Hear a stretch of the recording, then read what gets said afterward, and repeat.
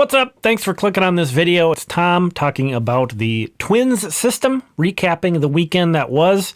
Much like the major leagues, the full season minor league teams did take off earlier this week, so them returning from a bit of a break, and some of these teams were well rested, we'll put it that way. But first, let's go over the Twins real quick. In case you missed it, I did do a live stream as Friday's game was ending. Actually, I was live during the end of that game, the final couple innings. That was super fun. That's something I don't want to do a little bit more often, so be on the lookout for that. But that was the good one to talk about. Twins won 5-2. Ryan Jeffers hit a 3-run homer. Bailey Ober struck out 7 in 5 1/3 innings. So it kind of felt like they were playing with house money this weekend, Saturday and Sunday, and they still managed to somehow lose with the house money. But coming into this series in Chicago, you'd hope that the Twins could take one game. Big weekend series. They were having World Series reunions and things like that to celebrate that. I think it was the 10-year anniversary. So, and just going into Wrigley, playing on the road, a good team playing at home, if you were a Cubs fan, you would think, well, we got to take the series against the Twins here, right? Maybe sweep them. So you got to kind of put that in perspective, but it's still tough killing momentum, getting beaten on Saturday and just crushed on Sunday. Cody Clemens had a 2-homer game on Saturday, though, but Zebby Matthews, see that line there, ugly. He just got crushed today. Noted that Royce Lewis made his second start at second base of the season on Sunday. So, again, after taking that first game and kind of riding that wave after the All-Star break, that it's a bit tough, but I think that's if you're telling yourself, if you're inside that clubhouse as well, we kind of took care of whatever business we needed to shift the mindset to this massive 4-game series at Cleveland that starts Monday evening. Could be season defining, really, and potentially for both of these teams. Win-loss record right now, Twins are 49-51. They did get to 500 on Friday. They're 2 back in the wild card and 4 back in the AL Central at the moment. But both of those, Cleveland, attached in kind of both of those. Cleveland lost. They had I think they got smoked out on Friday. And then they played a doubleheader Saturday, split that, and then lost Sunday.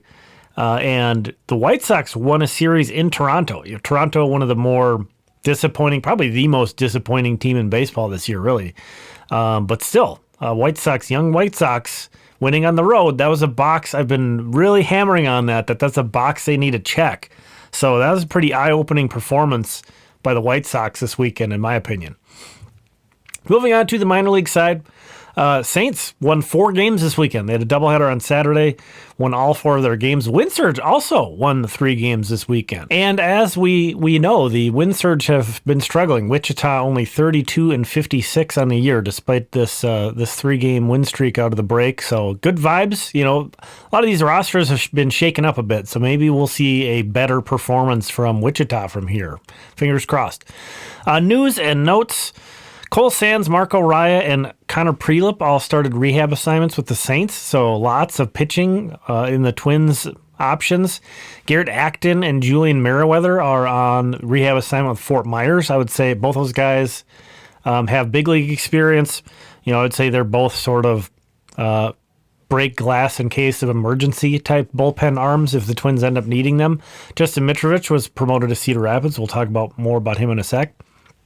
And then bad news. Mick Abel and David Festa have been ruled out from pitching the rest of the season. Of course, David Festa hasn't even pitched, period. Elbow surgery, for Mick Abel. But he is expected to throw in September. He just doesn't have enough time to ramp up. So it's not like, at least it doesn't appear at this time that's going to carry over into next season. David Festa, who knows? I put there he's got a mysterious shoulder issue. This has just been an ongoing thing all year, and we just don't. It's kind of shades of Charlie Soto is who I would kind of another recent guy who's just kind of had shoulder issues and other things. Who knows what to do. David Festa, that's a tough blow too for a team that really could use pitching. Even if we imagine that Festa would have only been a bullpen guy, he could have been a pretty nasty bullpen arm and helped the Twins a lot. So that's a blow. Of course, the Twins have been dealt far more painful blows than that, but tough to see that. 3 stars of Friday, though. Moving on to better news. Billy Amick DH'd for Wichita on Friday. A 5 on-base performance, 2 for 3 with 2 walks and a hit by a pitch. Second star Murphy Hernandez, just a fun, chaotic player for the Muscles, 3 for 3, also stole 2 bases. And then the first star, Jacob McCombs for Cedar Rapids. The 7th round pick from last year's draft class, recently turned 22, so he's young for that class too. 3 for 5 with a double and a home run. He has an 882 OPS. That's with a 388 OBP, but that's almost entirely supported by getting hit by pitches. He's been hit by 20 pitches and has taken just 8 walks in 188 plate appearances this year. But guy's been plenty productive despite that. Honorable mentions, among them Jack Anderson, who's a guy the Twins claimed off waivers from the Red Sox recently. 3 innings of shutout ball in his Saints debut. He's on the 40-man roster. An extreme over-the-top release point that kind of gives him some weird looks. Jay Thomason, Kyle DeBarge, Eduardo Tait, and Kalen Fang, also honorable mentions from Friday. Let's move on to Saturday. Mentioned Justin Mitrovich getting promoted, and in his Cedar Rapids debut, 5 shutout innings, 3 hits, 3 walks, only 2 strikeouts, but this is a guy who had a 2.74 ERA and 12 starts with Fort Myers, a 9th round pick from last year's draft class. So McCombs, Mitrovich, a couple guys from, still in the top 10 rounds in the bonus pool rounds, so not completely unheralded guys, but a couple of guys to keep an eye on. Moving on, Caden Kendall. He's been really good since moving up to Wichita. He had a 4-hit game on Saturday. Ryan Gallagher had a really nice game for the Saints as well in their doubleheader. He's been really inconsistent, but this was his 6th outing for St. Paul where he gave up 1 or fewer runs. That's in 14 total games with the Saints. So that kind of tells you how inconsistent he's been because he has an ERA over 6 on the season. But on a pretty regular basis, he's turning in a start like this. 5 innings of 1-run ball, 4 hits, 1 walk, and 4 strikeouts. So there's something here. Gallagher, he's just got to find consistency. Really dependent on his fastball. And then his secondary is a cutter. So probably could use, some extra help. But again, when it's working for him. Saturday's honorable mentions. Just want to call out Walker Jenkins and how good of a weekend he had. He doesn't really pop up on, this on Saturday, there was 6 games between these 4 affiliates. A lot of competition, really any day. But Jenkins Friday hit a home run. Saturday, he played both ends of their doubleheader. You see there, had a really nice game 1. And then on Sunday, had a 2-hit game. So Walker Jenkins had a very good weekend. Again, playing both games of a doubleheader and then playing the next day. I think that's a pretty big box to check for a guy who's been hurt a lot, a guy who hasn't really been active all that long. He came back at the end of June, so, but they understandably, the Twins are extremely careful with a guy like Walker Jenkins. So to see him play in both games of that doubleheader, to see him come back again and play on Sunday as well, that's a really good sign about where they feel like he's at.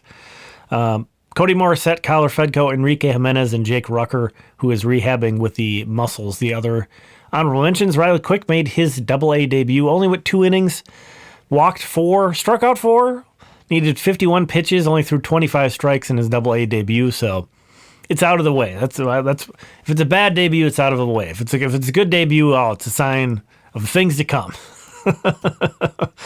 3 stars of Sunday.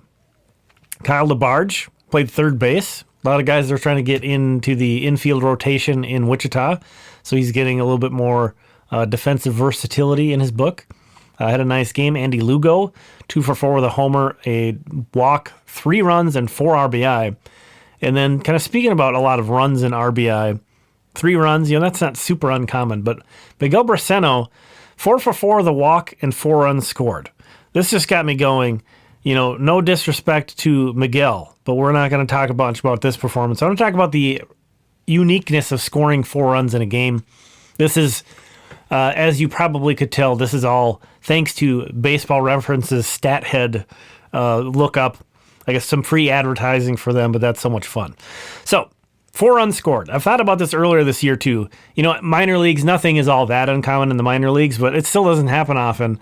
But even coming up to this point, I've been really thinking about that. I don't know why. It's been in my head. But There have only been 34 instances in the majors. These are all major league stats I'm going to throw out there.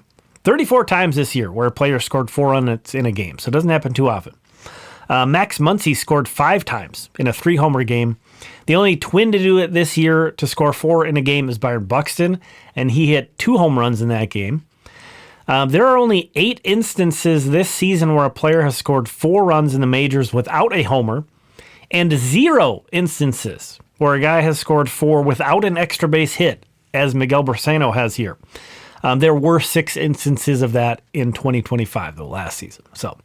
But here's a fun one. If you could pull this one, I would be amazed. The last Twin to score 4 runs without an extra base hit.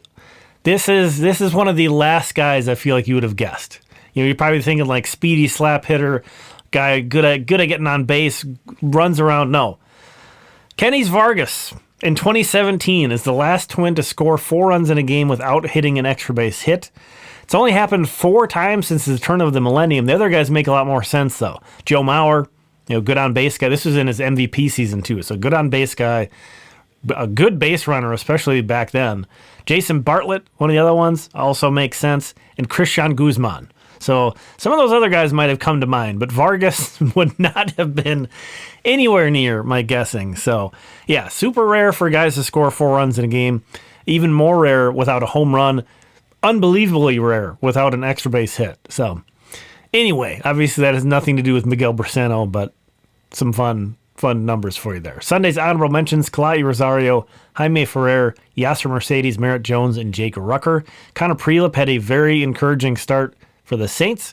3 innings, no hits, no runs, 1 walk, 3 strikeouts. Already a guy who he only has so many innings to give. So I have to assume probably next outing comes with the Twins, but maybe it's not. Maybe he can't go a full, maybe he only moves up to 4 innings. I don't know. It'll be interesting to see what they do. I would bring him back next time out, as long as obviously they have more under the hood stuff they're probably looking at just to make sure everything's checking out. But yeah, good to see him pitch well, really well. Updated star scoreboard. This is up for the season. Merrick Houston, he really built a huge lead the prior week. The last week before the All-Star break, had a massive run with Wichita, picked up a bunch of points, and you see here now he has a very comfortable lead atop the leaderboard. Not a whole lot of movement. Ryan Sprock, I was still keeping him on there even though he got traded. He's had a quiet, I checked in on him. I try not to check in on guys once they've left too often, but he's had a bit of a slow start with the Blue Jays, but still drawn some walks. And then a logjam at that 26. 6 guys at 26 points. Andrew Cassetti, Kyler Fedko, Hendry Mendez, Aaron Sabato, Eduardo Tait, and Quentin Young, all barely hanging in there. Yeah, and we see a couple guys who are up with the big club as well, in addition to Sprock being out of the system. There's Alan Roden up there. We should see Kalen Culpepper back before too long, I imagine. That'll be a welcome sight. But since there are no pitchers in this top 10 right now, let's take a look at them. Eli Jones still is in the lead. Eli Jones hasn't pitched since late May, and he's still the leader, barely hanging on. With a couple of guys we mentioned here, Quick and Gallagher. Mike Paredes, of course, has been up with the Twins for a while. Mitrovich and Merritt Jones, who you saw got an honorable mention. Dason Hill, it's been a disappointing year. He's had a few good outings, though, so he's in the mix. Matthew Dahlquist, one of the many 2025 draftees, pitching well. Ty Langenberg was back in Double-A now. Kind of a rough situation for him to be, having pitched in St. Paul for a while now, back in Double-A. And then Preston Johnson, a guy they signed out of Indy Ball who's been pressed, was the pitching star of the month last month, actually. So there you have it. For more, check out Limestone Pipeline. We are updating our prospect. It's a post-draft update prospect list. That's going to be this week. So on Monday and Tuesday, you'll see those. And then on Wednesday and Thursday, we're recording podcast episodes on those as well. So check that out for me and Jamie. $4 a month on Patreon. If you do an annual subscription, it's 20% off. So that's like 38 something. So check that out. Appreciate you checking this one out. We'll talk again soon.